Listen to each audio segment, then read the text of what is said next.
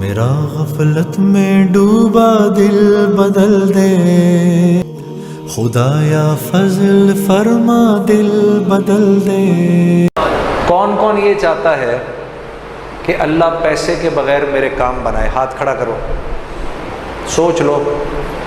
اچھا ٹھیک ہے جی، سب چاہتے ہیں؟ بتا دیں، میں آپ کو طریقہ بتا دیتا ہوں، اور قسم کھا رہا ہوں میں اللہ کی، اگر تم نے وہ کر لیا تو اللہ تمہیں بغیر مال کے پال کے دکھائے گا۔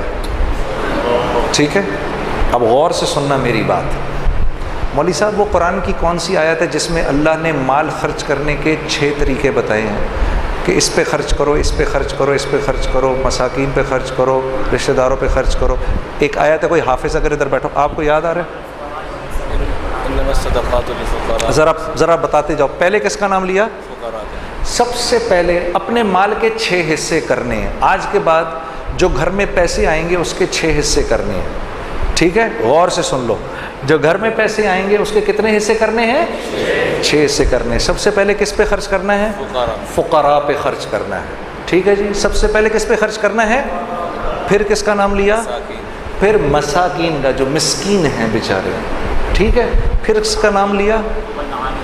ہاں،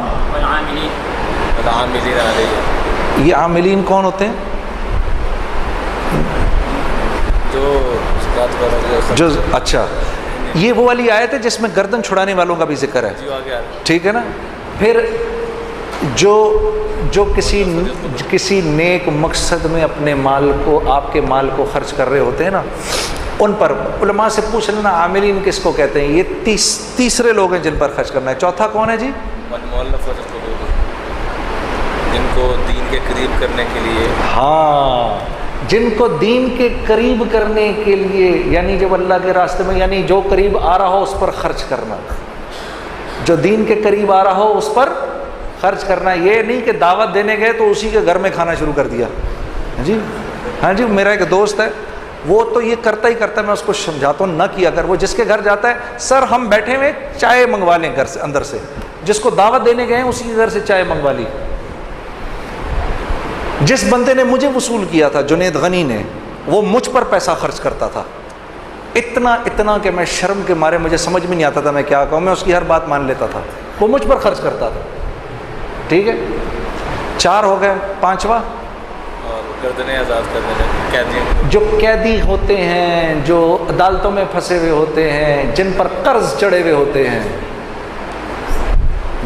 اللہ کے راستے، وابن السبیل، اور جو اللہ کے راستے میں ہوتے ہیں۔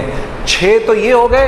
اپنے مال کے کرو 7 حصے، اور 7واں حصہ گھر والوں پر۔ اب یہ بات تو بڑی، پھر سمجھ لو کہ پاگل ہوں نا؟ ہاں، کوئی گل نہیں، میرے نبی نے اللہ کا ذکر ایسے ہی کرنے کو کہا کہ لوگ تجھے پاگل ہی سمجھیں، تو پاگل بھی اگر سمجھ رہے تو کوئی بات نہیں۔ اپنے مال کے کرو 7 حصے، اور اگر تم نے اس طرح مال خرچ کر لیا، میں قسم اٹھا کر کہہ رہا ہوں، کچھ عرصے بعد تمہیں روپے پیسے کی ضرورت سے اللہ آزاد کر دے گا۔ اگر نہ کیا تو مجھے پکڑ لینا۔ یہ بات مجھے مولانا سعید احمد خان صاحب کے توسط سے کسی نے بتائی ہے کہ ایک آدمی نے کہا، مولانا یہ آپ زندگی کیسے گزارتے ہیں؟ انہوں نے بولا، قرآن کی یہ آیت ہے، ان 6 لوگوں پر خرچ کر کے 7واں حصہ گھر والوں کو دے دو، اگر میرے ہی والا حال نہ ہوا تو مجھے پکڑ لینا۔ اپنے آنکھوں سے دیکھا کہ خالی جیب پر پیسے نکل جاتے ہیں۔ یہ سن لو جی، مولوی صاحب کہہ رہے ہیں اپنی آنکھوں سے دیکھا، خالی جیب میں سے پیسہ نکال رہے ہیں۔ پھر کچھ بات بنے گی نا، پھر مزہ بھی آئے گا زندگی گزارنے کا۔ ابھی تو اللہ سے لینا سیکھا ہی نہیں، کچھ دیکھا ہی نہیں کہ اللہ کرتا کیا ہے۔ ہاں، لوگوں کی غیبت کرنا بند کر دو، اللہ کی قسم تمہاری ایک بات کسی اور تک نہیں پہنچے گی۔ کر کے تو دیکھو، یہ کر کے دیکھو تمہاری زندگی کیا بن جائے گی، اتنا مزہ آئے گا زندگی گزارنے کا۔ تم اپنے اوپر پیسہ خرچ کرنا چاہو گے بھی تب بھی نہیں خرچ ہوگا۔ جس چیز کی خواہش کرو گے وہ اللہ کی طرف سے آ جائے گی تمہارے پاس، تمہیں سمجھ بھی نہیں آئے گی میں اس پیسے کا کیا کروں یار، پھر جا کر خرچ کر دو گے کسی کے اوپر، یہ لے لے یا اللہ، ادھر تم نے خرچ کیا ادھر اور آ گیا، ادھر تم نے خرچ کیا ادھر اور آ گیا. یہ ہے جینے کا مزہ. اب مزہ آئے گا جینے کا. ہاں، اور کیا ہوگا؟ پہلے تو تم نے یہ باتیں سنی مولوی صاحب سے، اب عین الیقین ہو جائے گا. اب تمہارا دل کرے گا یار.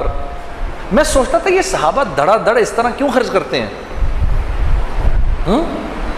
سیدنا عمر نے رضی اللہ تعالیٰ عنہ نے اپنی امارت کے دوران، یہ بھی حیات الصحابہ میں ہے، یہ آپ نے 1000 درہم کی ایک تھیلی لے کر غلام کو دی کہ جاؤ ابو عبیدہ کے پاس، امین الامت. ہمیں تو سارے ہی صحابہ پیارے ہیں، پتہ نہیں کیوں میں جب ان کا نام لیتا ہوں میرے دل میں ان کے لیے بڑی محبت ہے، ابو عبیدہ بن جراح کے لیے. ان کی زندگی پڑھنا ضرور، کیا انسان تھے یہ. اپنے ان کے انتقال وقت کی زندگی پڑھنا تمہیں پتہ چلے گا ابو عبیدہ بن جراح رضی اللہ تعالیٰ عنہ کیا صحابی تھے. جا کے دو ان کو، اور تم کونے میں بیٹھ جانا، ذرا دیکھنا ابو عبیدہ کیا کرتے ہیں اس کے ساتھ.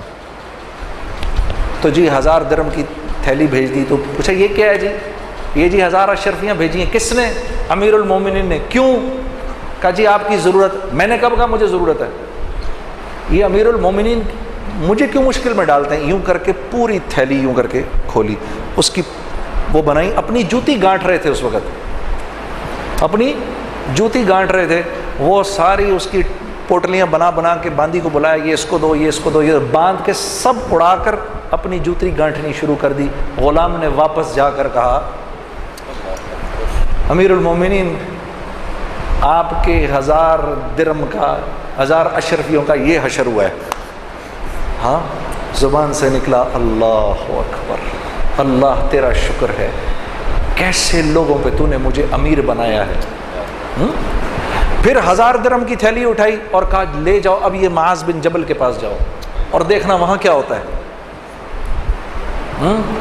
یہ حضرات گرامی علماء کرام، ان کا جھنڈا کل ہوگا معاذ بن جبل رضی اللہ تعالیٰ عنہ کے ہاتھ میں، اور یہ حضرات ان کے پیچھے ہوں گے انشاءاللہ. ہاں، تو جناب ان کو دی، انہوں نے بھی ایسے کھول دی پوری تھیلی. کیوں بھیجا بھائی، کیوں بھیجا؟ ہم نے کب کہا؟ امیر المومنین کیوں مشکل میں ڈالتے ہیں؟ سب بانٹ دی. تو ان کی بیٹی اور ان کی بیوی آ گئی کہ بھئی ہمیں بھی ضرورت ہے. کہا اچھا تو پہلے بتانا تھا. یوں تھیلی پھینکی، یہ رکھ لو اس میں جو کچھ بھی ہے. تو 2 اشرفیاں نکلی اس میں سے. غلام واپس گیا، کیا ہوا؟ کہا جی یہ ہوا. کہا اللہ تیرا شکر ہے، تو نے ایسوں پہ مجھے امیر بنایا. پھر فرمانے لگے معاذ بن جبل، ابو عبیدہ بن جراح اور حذیفہ بن یمان، یہ تینوں ایک دوسرے کے بھائی ہیں. کہ ان کو واقعی دل نہیں کرتا تھا. یہ جانتے تھے یہ مال اور طاقت اور حکومت کے بغیر پلنا جانتے تھے، اس لیے ان چیزوں سے ان کو کراہیت ہوتی تھی جو ہمیں پسند ہیں. ہاں، ہمیں وہن ہو گیا ہے. ہمیں کیا ہو گیا ہے؟ وہن. تو صحابہ نے پوچھا یا رسول اللہ وہن کیا ہوتا ہے؟ کہا دنیا کی محبت اور آخرت کی کراہیت. موت کی کراہیت ہے ہمیں، ہم مرنا نہیں چاہتے. اللہ سے ملنے کا، اللہ سے ملاقات کا شوق نہیں ہمارے دل میں میرے دوستو. ہمیں یہ سڑی گلی، سڑی گندی بدبودار دنیا پسند ہے. یہ دنیا ہمیں دے کیا سکتی ہے؟